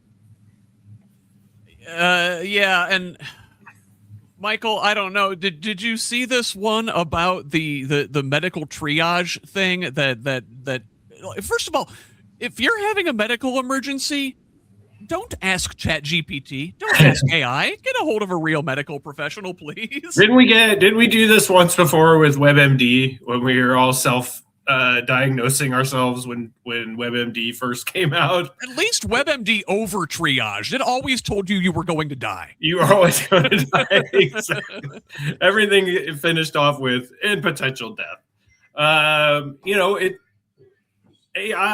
as AI is not the solution. It's only as good as the input that goes into it. And if we're going to rush in and build all these data centers and just push this stuff out without any supervision or intelligent input, we're going to get garbage out. It's the AI itself is not intelligent. It needs intelligence put into it. Then it can work with it. But even as it processes, it doesn't know how to steer itself and what's intelligent or not. And it could just steer itself in the wrong direction. It's not getting the feedback, at least yet, of what, say in health, what's true health. So if it's RFK Jr. putting in what is healthy, I mean, we're going to get steered in the wrong direction. Well, we can't use AI at the expense of the human experience. I think that's what those of us really paying attention, that's basically what we're saying. And they want to but they want to. They think it's easy, hit the button, AI. It just doesn't work that way. Well, so AI and the data centers here sits right in a section I like to call the crossroads, where U.S. and international news intersect with Indiana news. And this week, a lot of AI stuff actually in the news here in our state. So in Monrovia, neighbors near a Google data center are skeptical of big tech's pledge, which we just mentioned in the Trump plan, to pay the energy costs. So the plan includes something called the Ratepayer Protection Pledge, which commits AI companies to covering the full cost of electricity generation rather than leaving other customers holding the bag. Well, now residents there are skeptical, with their rates already going through the roof. But perhaps more concerning is how they're going to generate their electricity. So according to Citizens Action Coalition, Google filed for a Department of Environmental Management air permit for 179 diesel generators at this Monrovia data center, as well as an equal number of diesel storage tanks.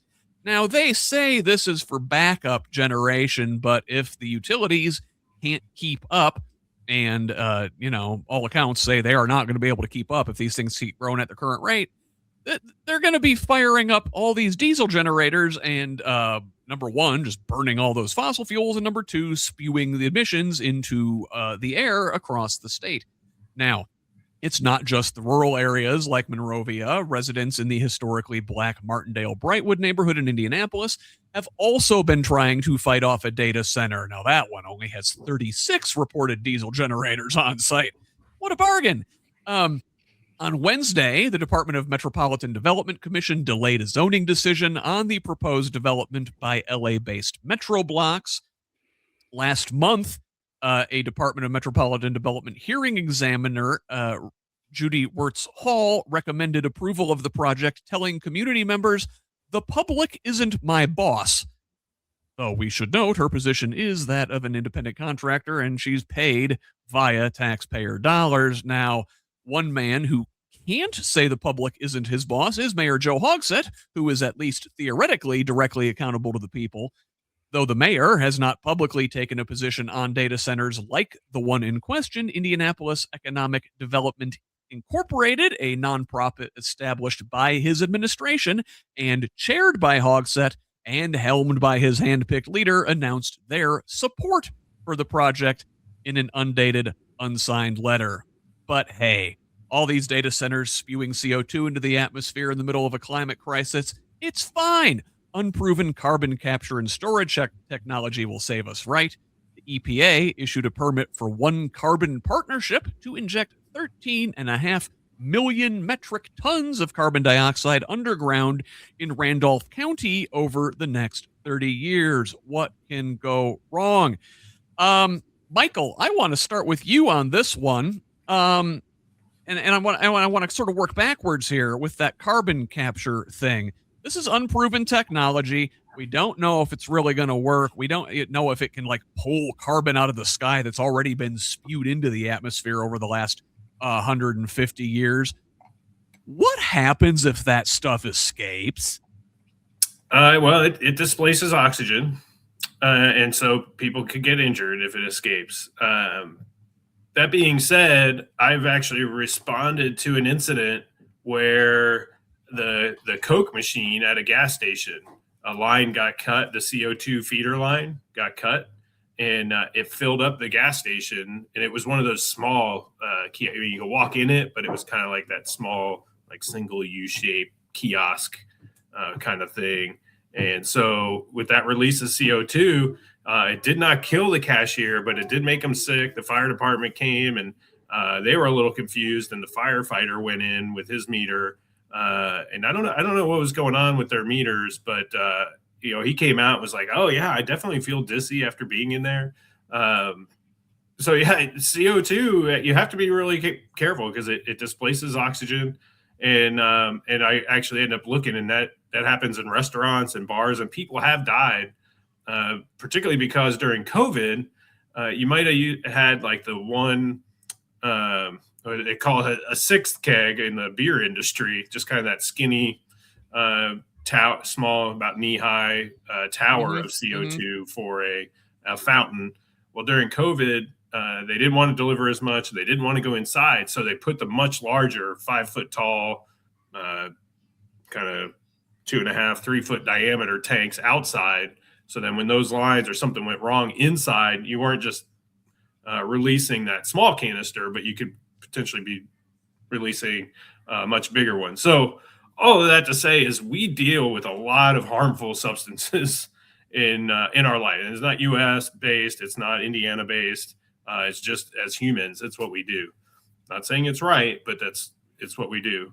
For Randolph County, I believe that's an ethanol plant that got that carbon capture and sequestration. So they aren't going to be doing the big like wall of air conditioner fins or something to try to capture carbon and bring it down, because they produce a lot of CO2 in the ethanol making process. They don't want part to of put the that stuff. fermentation, I guess, but like we've seen these stories in history of like swamps belching forth giant CO2 bubbles that kill whole villages. Like, Yeah. I don't know, imagine something like that in Randolph County. That's scary stuff. Now, Tabitha, back to the AI data centers, like nobody wants these. Rural communities don't want these. Urban communities don't want these. They're driving up the electrical bills. Okay, the Trump administration says they're going to pay for their own electricity, but what are they going to do? They're going to burn diesel fuel in people's neighborhoods. We've seen what Elon Musk's XAI is doing in Memphis, polluting a historically black neighborhood with generators there. This can't continue. This is not sustainable. No, I like that you brought up the rural communities, because right now there are a lot of rural communities that are being infiltrated, if you will. And I always think back to what my grandpa said. You can't have more land. Like, you should be a steward of the land. And being that we're about 63% farmland and agriculture in Indiana, I would like to see a complete shift.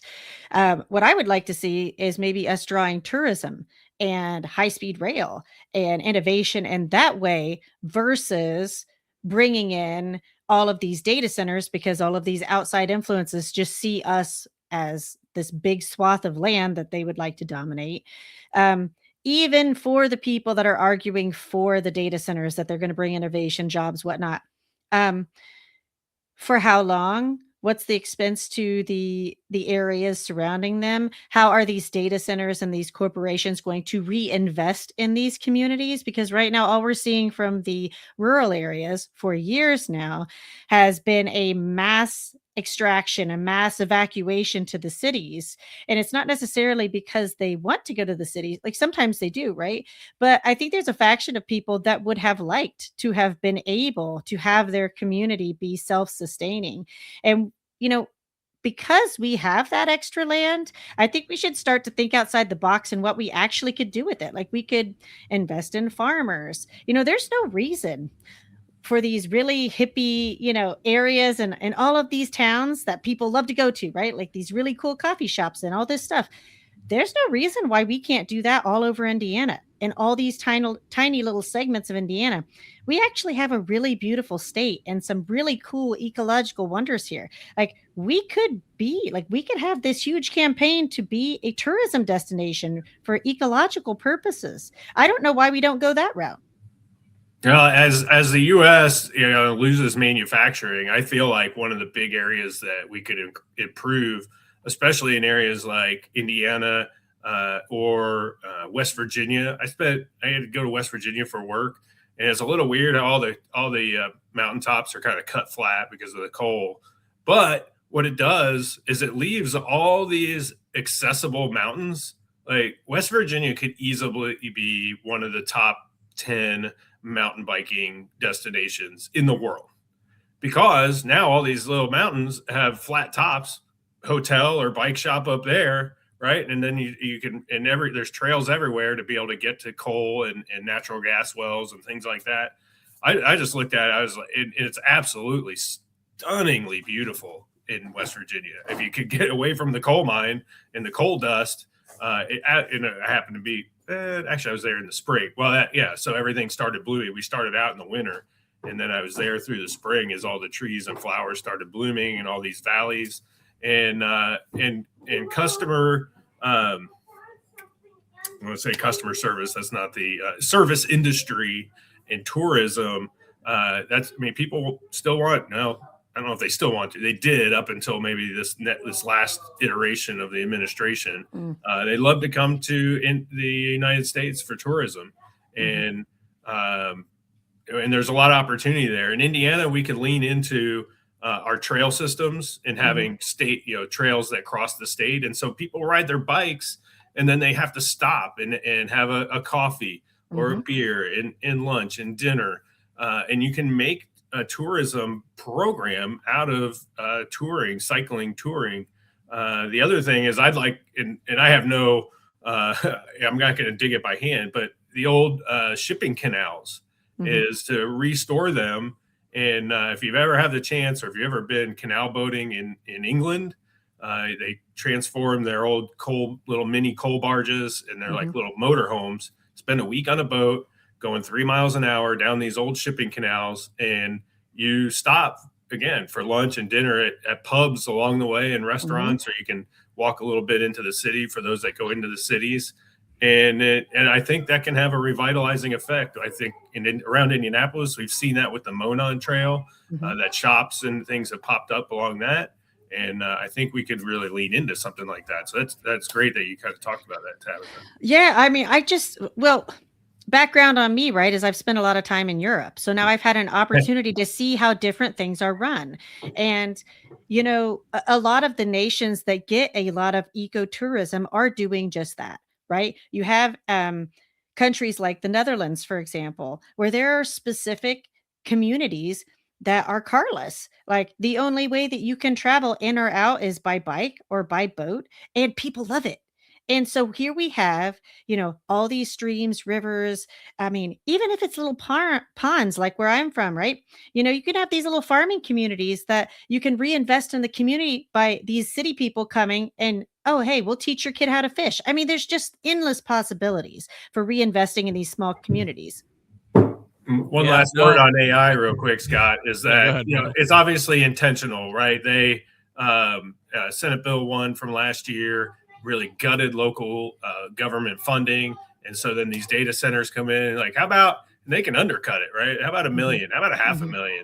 And these governments almost have to take it because they don't have a replacement for that revenue from our legislature and our governor gutting their funding, which just, it didn't make sense at the time. But now seeing these companies come in to fill that funding gap, which is a discount for them, they like to say, well, we're investing $400 billion in your community. No, you're not.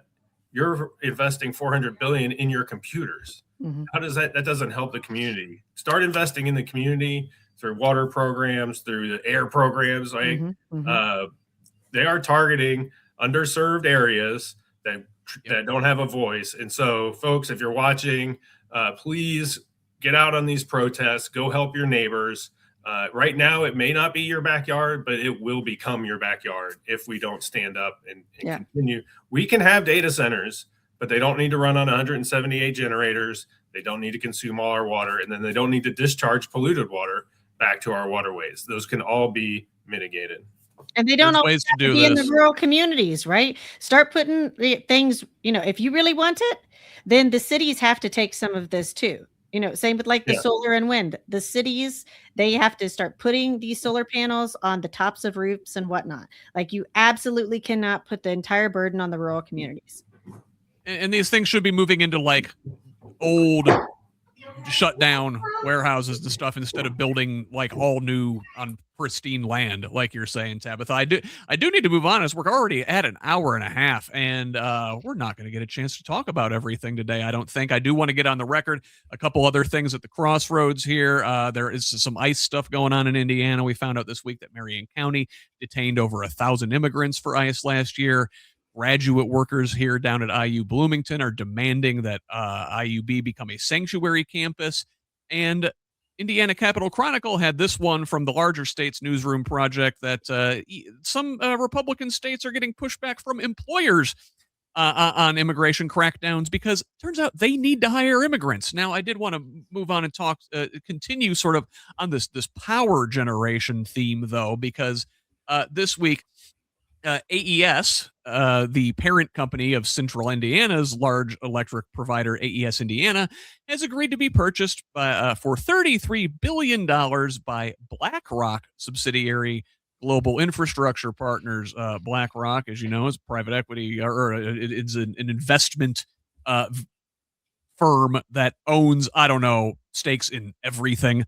The new owners would take the company private, buying out existing shareholders, and they say the change would not impact customers, but Congressman Andre Carson lambasted the move, saying private firms having a stake in public utilities, an essential service, will put profits over people. AES canceled in Indianapolis Community Open House due to what they say were numerous severe violent threats across social media. They had 2 more of these things planned for next week. Well, they canceled those too. And I can only imagine why people are pissed. As bills have spiked this winter, AES is essentially blaming individual customers for their increased usage and encourage them to review their energy usage online and discover ways to save. Tabitha, this is the neoliberal capitalism turned up to 11 exploitative model that we've been running on in this country for 50 years now. It's always the individual's fault and never industry's fault, right? Well, I've always been a fan of Bernie Sanders, and I feel like he's one of the last ones that's like taking a stand for the American people. Didn't him and Ro Khanna just introduce something recently saying that essentially they would tax the billionaires 5% and that would create like a cushion for the middle class? I don't have the notes in front of me. I just remember hearing something about it. I don't know the exact details either. I know Sanders has been talking about a wealth tax for some time, and we're hearing other folks start to toss this idea around. Elizabeth Warren's been talking about it for a while too.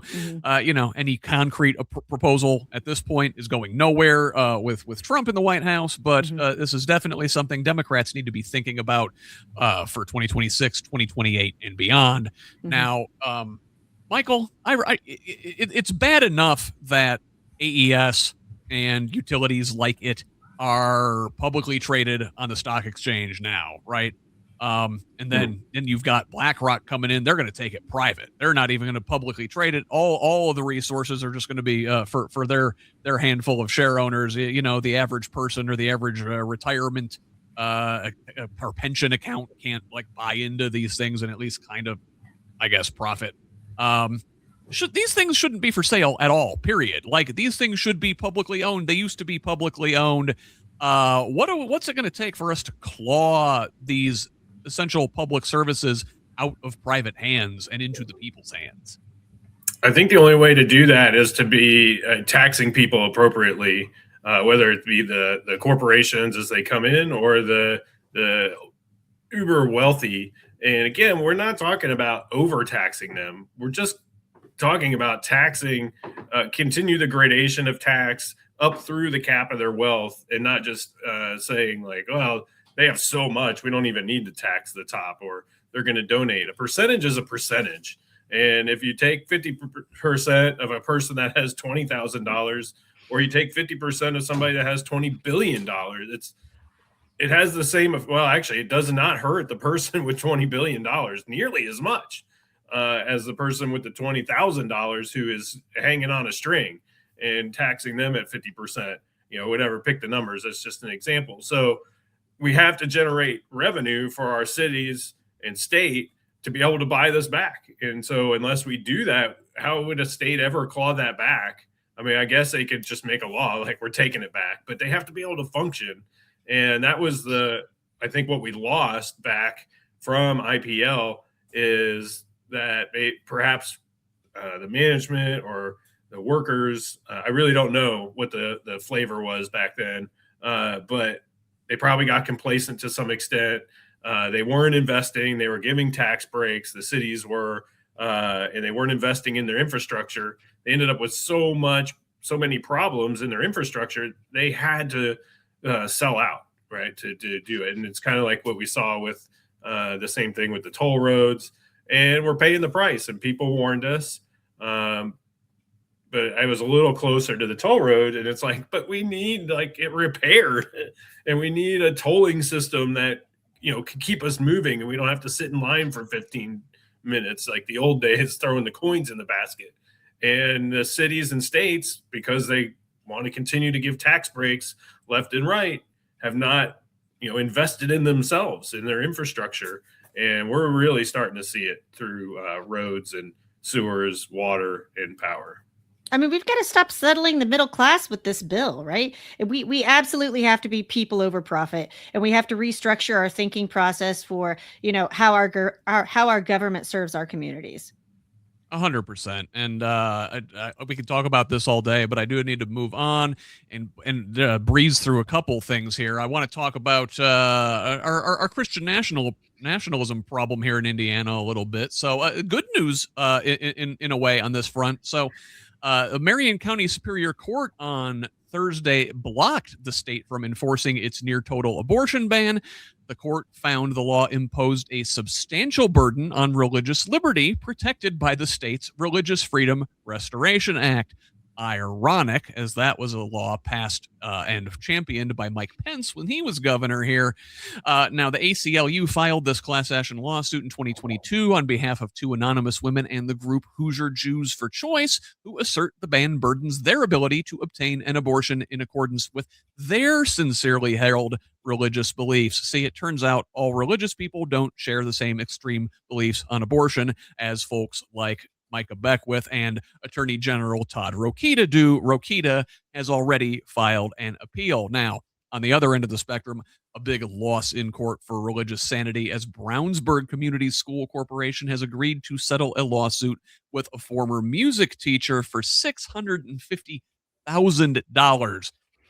John Kluge is the former teacher there. He refused to use students' preferred pronouns in violation of a district protocol, citing his religious freedom to be an asshole, and resigned rather than follow policy. He then sued the district along with Christian nationalist lawfare organization Alliance Defending Freedom. A couple other stories along this I wish we could get to today.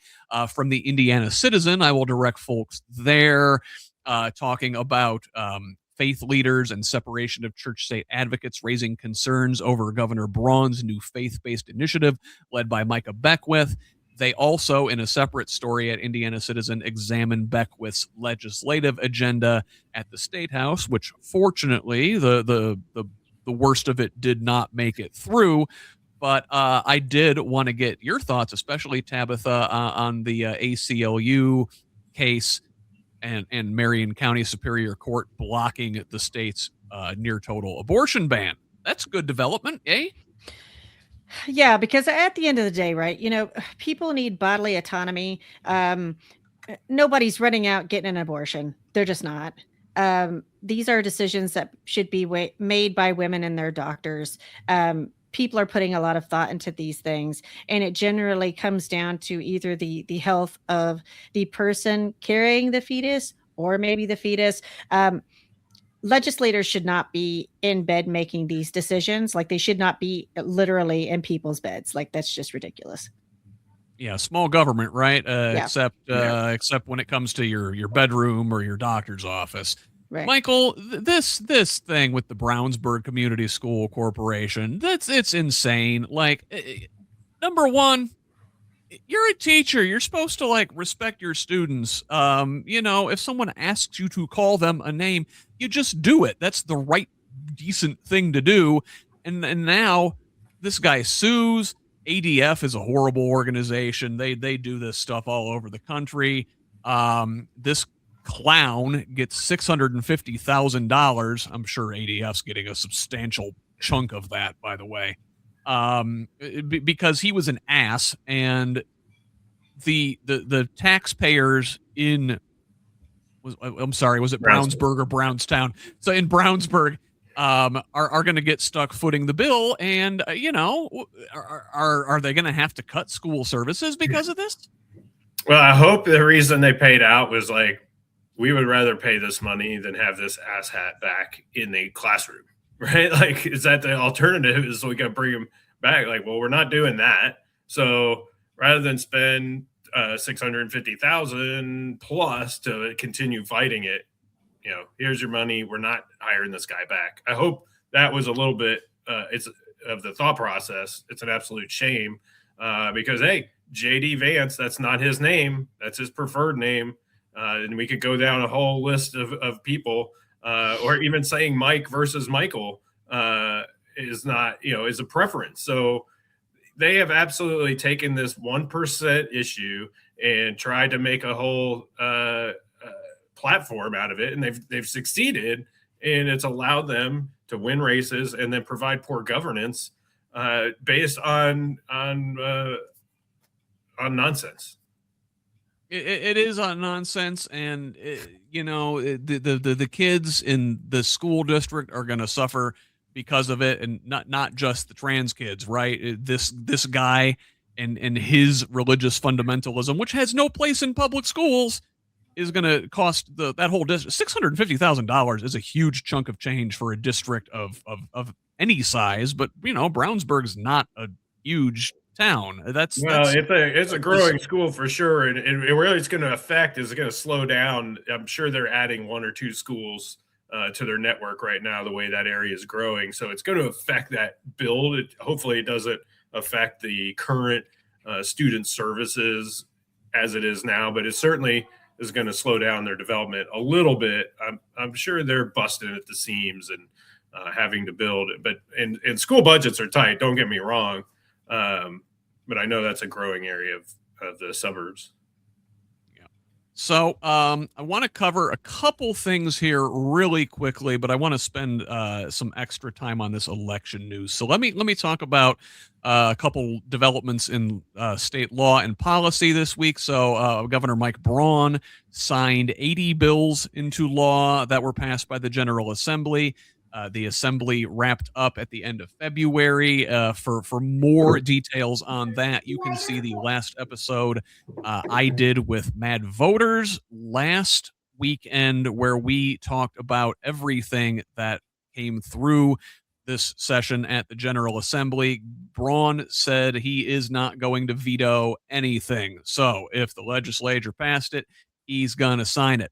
Now, at the Supreme Court, they upheld a COVID-19 immunity ruling for hospitals in a patient death case, and the state opened up applications for rural health grants as part of a offset to federal Medicaid cuts. We've talked about that before here previously. It's the Grow Indiana program, which essentially divides the state into 8 regions and makes them play the Hunger Games over state Medicaid funding. Now, I wanted to get those on the record while we move on and talk about some election developments. So, a series of challengers to Indiana senators who voted against Trump's redistricting gambit in December were invited to the White House this week to meet the president and talk strategy as he's looking to primary anybody who defied him last December. A Braun ally, that is Jim Bopp, the raging Christian nationalist attorney who was one of the folks spearheading the Citizens United decision many years ago that kind of ruined money in politics for us all. Well, he's working to remove a challenger from a primary ballot in a Republican primary. Who is the last name of Braun's preferred candidate? Maybe some internal Republican shenanigans and wrangling there. The Indiana Secretary of State, in a major development this week, Diego Morales, was accused of violating a campaign law for filming a video in the Marion County Elections Division and has been banned from the election center. Now, folks looking to replace Morales had a wrench thrown into that race this week when former Indianapolis Mayor Greg Ballard announced his intention to seek the Secretary of State office as an independent. Now, Indy Politics, that's a friend of the pod, Abdul Hakim Shabazz, had this story, and he noted that Ballard performs relatively well in polling already in a three-way race between himself and current incumbent Morales and Democrat Bo Bai, which, why are they running these polls now? Bai is not the nominee. He has a far better Democratic opponent going into that party's convention in June. I hate the way they treat this kid as the presumed nominee. Now, Michael, we're talking about your wife, Blythe Potter, who is a Democratic candidate for Secretary of State. So if you want to dip out and not talk about this part, that is absolutely fine. But Tabitha, Ballard apparently is polling in the 20% range. A three-way race with those three. They're showing Bai would win. Again, I hate that they're even asking that question. He's not the nominee. But what do you make of this as a potential three-way race now? So they're claiming this is a three-way race without Blythe. They're not polling asking about the best candidate in this race. I don't know why. Well, but for the argument's sake, there's three parties, so to speak. Mm-hmm. Yeah. No, sure. I hear you. I hear you on that. Okay, I'm going to speak to you as a Hoosier and as a voter, not as a candidate. There is no way in hell that I'm voting for Bo Bai. He's got too many connections to dirty money. I like Blythe. This actually doesn't have anything to do with Blythe, right? Though I like her. This has to do with truth. This has to do with justice. This has to do with Hoosiers. I'm not convinced that any of these guys in the race have got the stuff. I will not be voting for any of them. I think there are a lot of female voters in Indiana right now that will not be voting for any of them. I find it disgraceful and distasteful the way that the Democratic Party has been propping up Bo Bai. Nobody likes him. He's not from here. He doesn't go here. Just because he has whatever connections that he has through his father that cycles all the way back to that dirty Epstein money. Hoosiers smell a rat, and it's Bo Bai. No, thank you. Michael, I'll ask you, and again, you can defer from speaking about the dynamics of the three-way race, but you can shit all over Diego Morales if you'd like. Well, I will say, folks, I am a candidate running in Indiana, and so is my wife, right? But I have a stake in the Democratic Party as a candidate, and so I do have an opinion. I'll keep it mild. I'll keep it mild.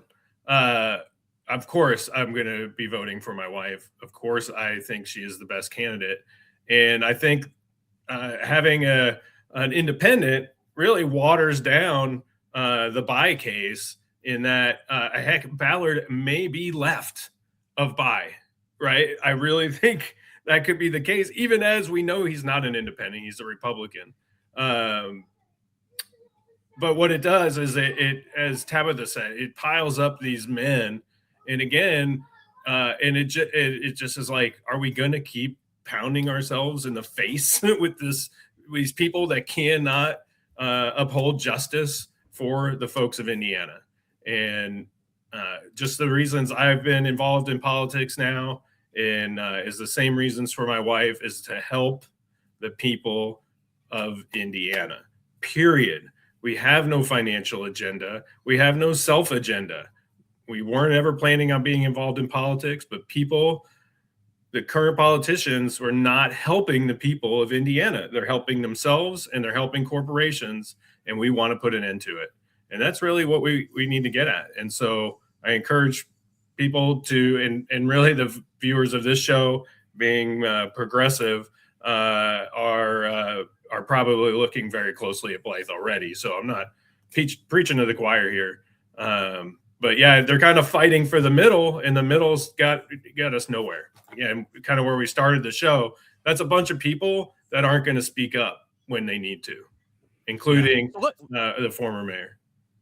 Let me speak to Democratic leadership in the state and to delegates for the state party convention. Like, if this is a three-way race, it really does, and I think you got at it. It throws the quote unquote electability argument out the window, right? We don't have to appeal to moderate Republicans. That's what Ballard is for. We could actually have the person that we want as Democrats, who embodies Democratic values in this race.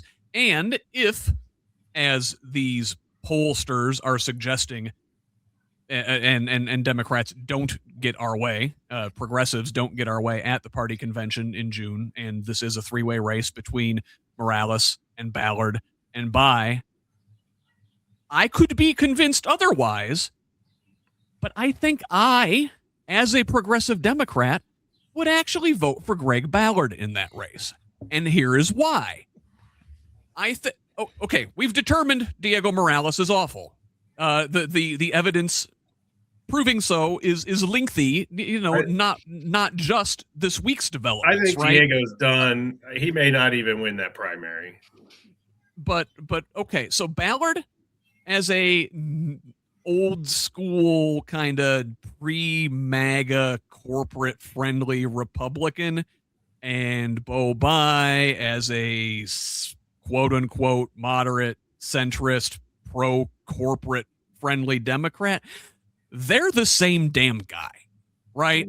And if we're going to be stuck with the same damn guy, I don't have to sacrifice the future of the Democratic Party by endorsing the Bai direction, by signing off on that, by voting for him. So if I'm going to get a corporate stooge, I'm going to take Greg Ballard because I can still keep the Democratic Party on the right track by rejecting the Bai direction. At least that is the way I'm thinking right now. So again, I can be persuaded. It's early, but that's just sort of the way I'm thinking about things, and I think delegates and party leadership maybe need to think about that going into the June 6th Democratic Party convention when they make their decisions. Tabitha, last word on this thing before our final story here. I will remind everybody that is a true Hoosier born and bred. We do not like to be told what to do. We do not like for candidates to be pushed down our throat. And that is what is happening with Bo Bai. So I think you're absolutely correct. I think the entire progressive section of the party will not vote for him. I know for a fact, because I've spoken to a lot of Republicans, they will not vote for him. I do not know why they are so hard pressed to prop this guy up, but he will lose. I am convinced that he will lose, and he will not be getting my vote. I'm going to vote for Blythe Potter. All right. So one more thing on this is that just like the men think they know everything. Notice it's also all Marion County, Indianapolis folks that are trying to take control of this Secretary of State. And not that we live all that far outside of the city, but it's at least not somebody that's Indianapolis focused, and so they kind of the folks of Indianapolis try to rule Indiana politics, kind of like the men do, like, oh, we know better. And that's not always the case. Indiana's a big state. The buy machine has been strangling any movement for the Democratic Party in this state for generation now, and I'm tired of it. So, the last story this week, final news. So, former Notre Dame football coach Lou Holtz passed away this week, and now they say it's in poor taste to speak ill of the dead, but Lou Holtz can rest in hell. This guy was too racist for Arkansas in 1983. He got fired from his job as coach at the University of Arkansas because he continued to associate with and make commercials for Jesse Helms. And if you folks don't know who Jesse Helms is, go look him up. This guy was a virulent racist who was a senator from North Carolina, one of the Carolinas, for many, many, many years. Now, Holtz, despite being run out of Arkansas, was welcomed with open arms at Notre Dame just a couple years later. He led the Irish to a national championship in 1988 when that university was Indiana's premier football school. But he sort of fell out of favor there, lost his job several years later. Notre Dame has been treading water ever since. Holtz went to South Carolina for a while, worked in media for a while, but has spent much of the last 10 years as a MAGA commentator. I hope this guy has to spend eternity with Bob Knight watching like amateur hour at the Apollo. That would be the only fair thing for him. I don't know. Michael, you coached football. Do you have any thoughts on Coach Holtz's passing that are maybe perhaps more tasteful than mine? Well, I feel for him, for his family and friends. He was coaching Notre Dame during like my high school years and into college. So really when I was very focused on football, I was a Notre Dame fan. And then I ended up going to USC, and now they're, my arch nemesis. But so, yeah, I remember being very fond of him. But then as I got older and heard him talk and he had more commentary, he was either on the football commentating crew or, again, talking politically, and was like horrified. Like, oh, my gosh. I kind of held this guy on a pedestal. And because, at 16, I wasn't listening to, what the words coming out of their mouth. And, they won football games. And then you start hearing those words and it was like, oh, Lou, please don't speak that way. So, may you rest in peace. And we'll move on.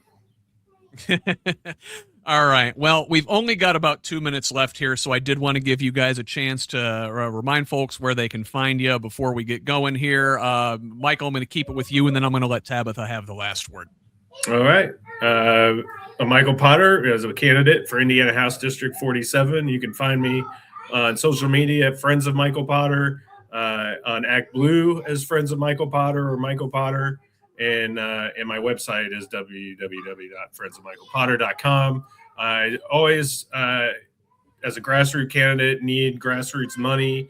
I do not plan, and they haven't offered to have any kind of corporate money. But I want to be powered by the people. I want to listen to the people, and I want to bring a voice of reason. And again, I'm a geologist and a 25-year environmental scientist. Try to bring some of that science into the legislature because we rank dead last in environmental policy. And so I want to support that along with supporting public schools, trying to bring down some affordability into our lives. The current Democratic legislature this last session tried really hard to bring some bits and pieces, and all that was blocked by the Republicans. So we need more votes voted into our legislature so we can have a robust debate, and having a balanced legislature only benefits the people of Indiana. Help folks like Michael. Democrats running 13 points ahead on average in state house races over this last year. So I'm going to need a few more than 13 to flip my seat, but it can be done. All right. Now, Tabitha, how about you? Where can the good folks find you if they want to help you down in the 8th district there? Well, anywhere. Tabitha Zeigler or Tabitha Zeigler for Congress. I will say that, my campaign is people over profits, 100%. Like, I'm not going to be taking any APAC money. Everything's going to be, very local, right? Like, we want to support local people, supporter of autism, disability, LGBTQ plus community, the immigration community, the immigrant community, farming community. Basically, I'm just for the little guy. Like, we need to get big money out of politics to make a difference. And if you're looking for a fighter, you found one. Very good. Thank you, Michael. Thank you, Tabitha. For folks watching, PIN has a lot of big stuff coming up this week. All week long, we are releasing interviews that we did a couple weeks ago with folks like Tabitha and Michael up in Indianapolis. Derek Holder, Brianna Newhart, and I put together, this was mostly Brianna's idea. She did a great job putting together this Portraits and Perspectives event where we spoke to 8 different candidates. All 3 of us did short interviews with them. We're releasing those interviews all week. Saturday, we released interviews with Jackson Franklin. This morning, Austin Mavis up in House District 23. We released interviews with him. I believe, Tabitha, tomorrow, I think I'm next. Your interviews come out, and Michael, I want to say Tuesday we have interviews also with Ashley Hammock this week, Liliana Young, Sarah Scheidale, and Carl Stutzman. Forgive me if I forgot anybody. Lots of good stuff. Derek Holder's got 3 interviews this week. Monday with District 9 candidate Kyle Rourke. Wednesday and Friday with State Senate District 15 candidates Chloe Andis and Julie McGill. Thursday, as we do every week, Concerned Clergy of Indianapolis releasing their podcast on Progressive Indiana Network. I have a live event Thursday night with Knox County Democrats. They've got a big event coming up at the end of the month. We're going to talk all about that. And then next Saturday, our first PIN virtual debate in State Senate District 15 is at 2:00. Derek will be moderating that. I'll be behind the glass, as it were. We're going to hear directly from Chloe and Julie there, see what they envision for their district, so folks up in the Fort Wayne area can get a beat on their candidates and figure out who they want to represent them going forward. A lot going on here. We could use your support at Progressive Indiana Network. That's at progressiveindiana.net online. Please become a paid subscriber if you can. Subscribe wherever you're at. Follow us on social media. Follow me on social media at HoosLeft. I think that's it. Until next week, thank you all. Have a great rest of your weekend. Love each other, Indiana.